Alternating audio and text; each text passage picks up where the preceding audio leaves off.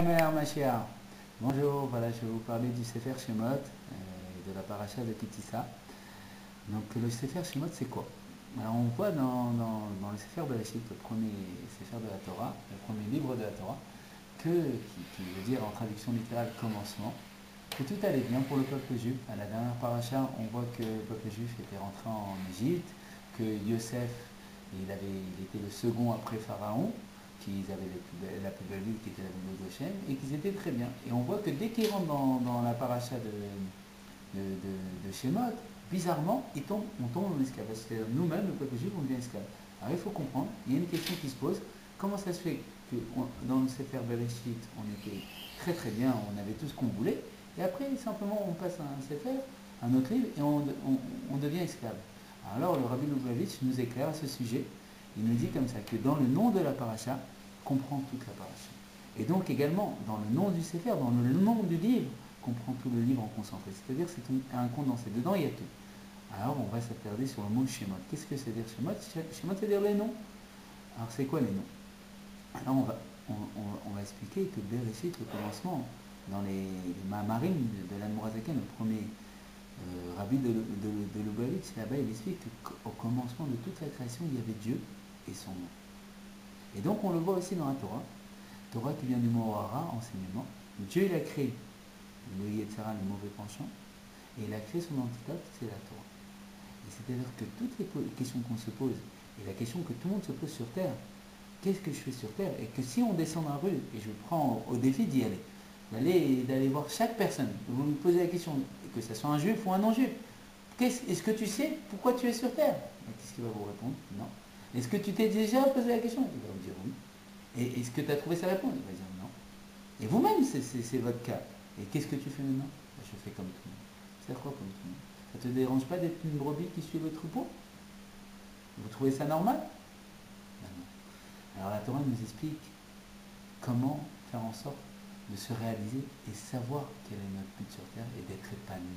C'est-à-dire que quand on se lève le matin, on est heureux de se lever. On sache pourquoi on se lève et dans quel but on va. Et pourquoi on est en harmonie avec soi-même. Et ben on le voit dans le Sefer dans le livre de la paracha de cette semaine, qui dit ça, et dans le Sefer Shemot. C'est quoi Shemot? C'est le nom. En vérité, nous tous, le peuple juif, on a la chance d'être une partie de Dieu. Et comme une partie de Dieu, Dieu lui-même est infini, c'est une partie d'infini. Alors l'âme elle-même est infinie. Et quand elle rentre dans un corps, dans notre corps matériel, on voit bien que aujourd'hui, si on veut, on ne peut pas faire tout ce qu'on veut. Notre corps, si je veux si je veux me téléporter, je ne peux pas. Par contre, dans ma tête, on voit que c'est possible. Pourquoi? Parce que le bon Dieu nous fait voir l'infini de façon visible par l'intellect. Par l'intellect, on peut tout faire. Par l'intellect, en vérité, l'infini de Dieu est enfermé dans notre intellect. Et aujourd'hui, on a la possibilité de délimiter cet intellect. On a la possibilité de se délimiter et de revenir à notre source qui était l'infini. Et en vérité, la chose, elle est comme ça. C'est quoi? C'est que l'âme divine, qui est une partie de Dieu, est rentrée dans un monde. Un monde, c'est le corps de l'âme. Et c'est une limitation. Et dans chaque lettre de la Torah, chaque lettre a un dévoilement particulier, a une explication particulière. Et donc, en vérité, ce qui se passe, c'est que du fait de cette entrée de l'âme qui est infinie dans ce nom, qui est notre prénom, et quand on veut réveiller une personne qui est endormie, on l'appelle par son prénom. Et quand on appelle une personne, il y avait une histoire comme ça avec l'Admorazaken, il était avec son petit-fils, c'est Marcédek, le troisième Rabbi Lubavitch. Alors l'Admorazaken, il a demandé à son petit-fils, il est où ton grand-père? Alors le Tzemar Tzedek, il a dit, il est là, en montrant le genou. Alors l'Admorazaken, il dit, non, ça c'est le genou de ton grand-père. Il est où ton grand-père? Alors le Tzemar Tzedek, il a dit là, il a montré son buste. Il a dit, non, ça c'est le ventre de ton grand-père. Il a dit, il est où ton grand-père? Il a dit, il est là, il a montré le visage. Il a dit, non, ça c'est le visage de ton grand-père. Le Tzemar Tzedek, il avait à peine 3, 4, 5 ans, je ne sais plus exactement. Alors il s'est mis à descendre des genoux de son grand-père, il s'est mis à courir, il s'est caché derrière la porte, et il a commencé à crier grand-père, Tati. Et quand il a crié grand-père, son grand-père il a répondu, il a dit, il est là. Faire quoi? Qu'est-ce qu'on apprend de cette histoire? On apprend qu'en vérité, on est enfermé dans une limitation de notre corps, et notre nom aussi. Et donc, il faut savoir que dans cette limitation, on a la possibilité de se délimiter. Comment? Grâce à la Torah. Grâce à la Torah, on peut ouvrir les portes de l'enfermement dans lequel on se trouve, et pouvoir déployer comme les oiseaux migrateurs et les poissons migrateurs qui étaient. Il faut savoir qu'on était des êtres parfaits, parce que Dieu est parfait. Et on est parti de cette perfection vers l'imperfection dans ce monde. Et comme les oiseaux et les poissons, on va retourner à cette même perfection. Mais ça doit être fait par notre effort et notre travail. C'est pour ça qu'on a un libre arbitre de pouvoir redevenir parfait, de pouvoir redevenir épanoui. C'est pour ça qu'on voit que tous les juifs du monde, on trouve toujours qu'ils ont une part, si on peut dire entre parenthèses, entre des guillemets, de folie. Pourquoi de folie? Chaque juif, il a sa part de folie, que ce soit dans les cartes, que ce soit dans des bêtises, dans d'autres bêtises, que ce soit de façon professionnelle ou pas professionnelle. Dans tous les sujets, un juif n'arrive pas à tenir sur place. Pourquoi? Parce qu'en lui, il y a l'infini.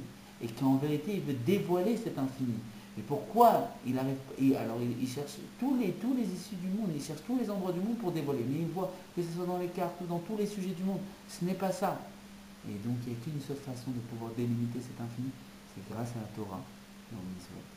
Et ça va permettre de pouvoir se dévoiler, être en harmonie avec soi-même, pouvoir être heureux et pouvoir être en accord avec la mission qu'on nous a confiée sur terre et pouvoir recevoir Dieu et recevoir notre roi Melar Mashiach, voilà, je vais essayer de dire quelques mots sur Purim. Alors Purim c'est quoi? Purim ça veut dire tirage au sort. C'est le tirage au sort qu'a fait Aman, le descendant de Amalek.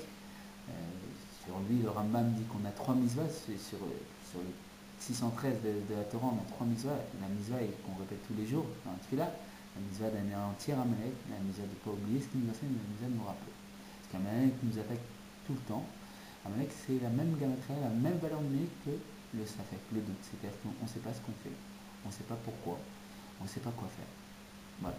Donc on a une mitzvah de savoir quoi faire. Et comment on peut faire? C'est grâce à la Torah. La Torah va nous dire comment procéder, quel est le bon chemin.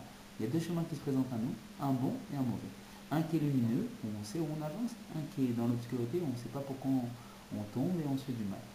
Alors, ce qui s'est passé, c'est que ce Amalek, donc ce descendant d'Amalek qui s'appelait Aman, a fait un tirage au sort pour savoir à quelle date il devait exterminer le peuple juif, vu qu'on se retrouvait dans un royaume qui était dirigé par un roi qui s'appelait Ahasuerus, qui était le roi le plus puissant sur terre, qui avait les plus grandes contrées, qui dirigeait le monde entier en majorité, dans sa majorité, et lui-même, Aman était un de ses ministres, il me semble comme ça, et il avait décidé de tirer au sort pour nous exterminer tout le peuple juif, vu que Mordechai ne s'était pas prosterné devant lui. Et ce qui s'est passé, c'est qu'il a choisi comme date, il y a 2 avis, il y en a un qui dit qu'il a choisi la date précisément, il y en a un autre avis qui dit qu'il a tiré au sort, c'était le mois d'Adar. Pourquoi précisément le mois d'Adar? Parce qu'il avait vu que le mois d'Adar, notre influence était mauvaise. Pourquoi? Parce que le chef du peuple juif qui nous a donné la Torah et toute la possibilité de s'attacher au bon Dieu, qui est le Moshe Rabbeinu, il y a un Moshe dans chaque génération, et dans les générations c'est Rabbi Lubavitch, il nous a tout simplement, il a émis Talkut, c'est-à-dire qu'il s'est voilé à nos yeux à cette date-là, et également il est né. Mais Aman ne savait pas il était né également. Et c'est pour ça que la Torah nous dit que précisément, si, au contraire, c'est que si on a un jugement, on doit le faire en Adar. Alors il faut s'attarder sur le mot Adar. Qu'est-ce que ça veut dire Adar? C'est quoi ce mot d'Adar? C'est le mot d'Adar et ce mois dans lequel on doit être joyeux tout le mois. Alors le mot d'Adar, si on décortique le mot, ça fait Aleph Dar. C'est quoi Aleph? La Gemara a expliqué que Aleph c'est Aleph Shenolam, c'est-à-dire le maître du Hachem. Et c'est quoi Dar?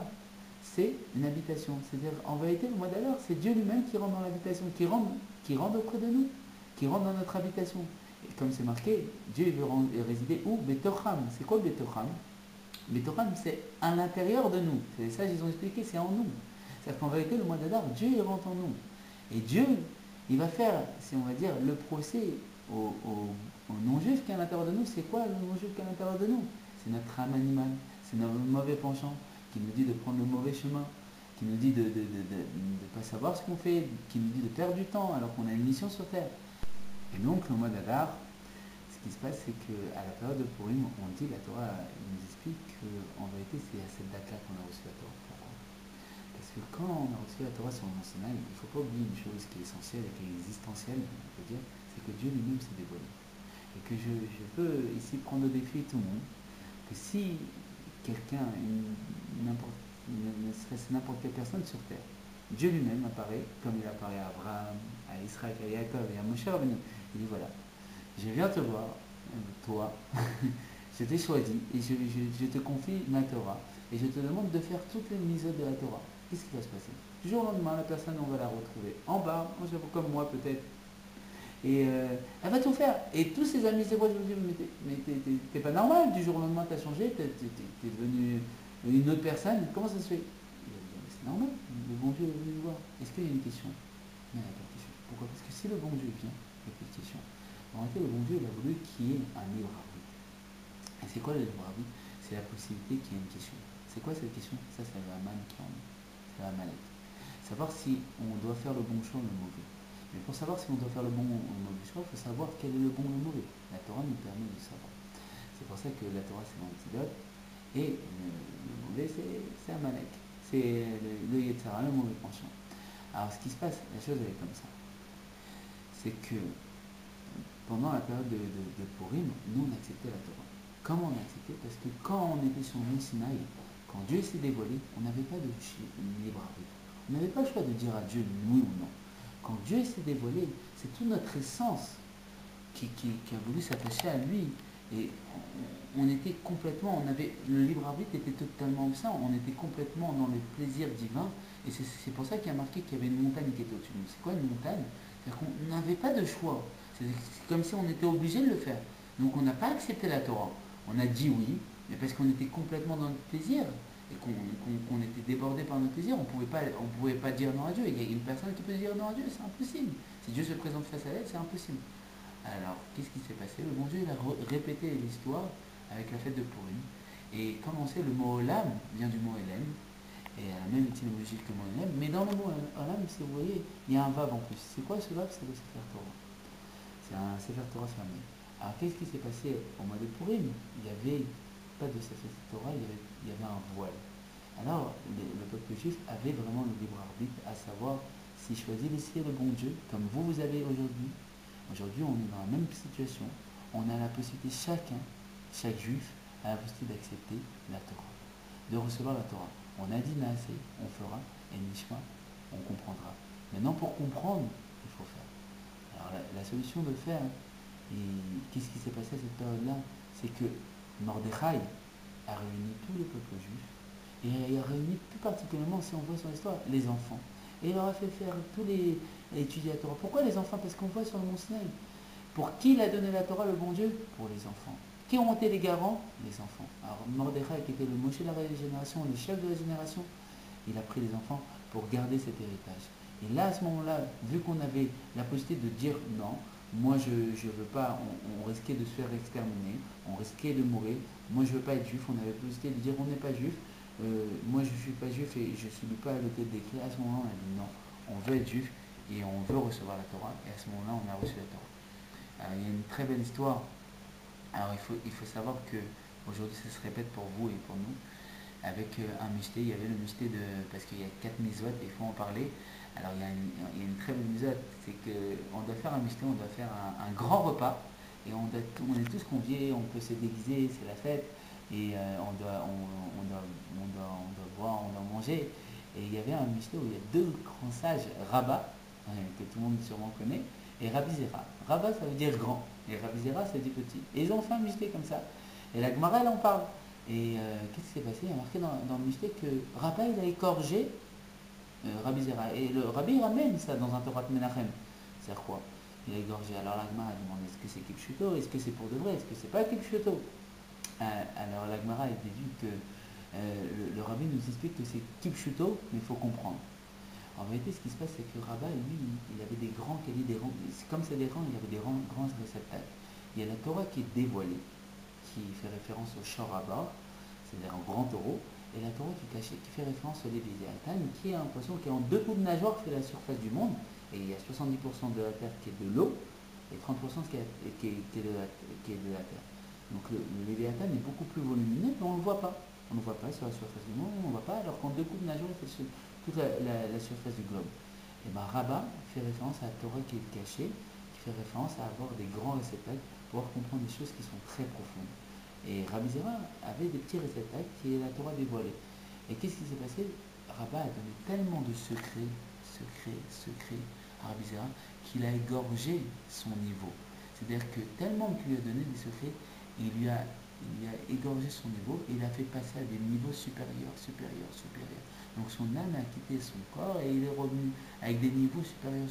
Et c'est ce qu'on voit dans un Dvar Malchut, le Rabbi nous explique que un des noms du Yetzirah, ça s'appelle l'égorgeur. Pourquoi? Parce qu'en réalité, le Yetzirah, il a un but. Le Yetzirah, il n'est pas mauvais, tout est positif, tout vient de Dieu, il n'y a pas de mal qui vient de Dieu.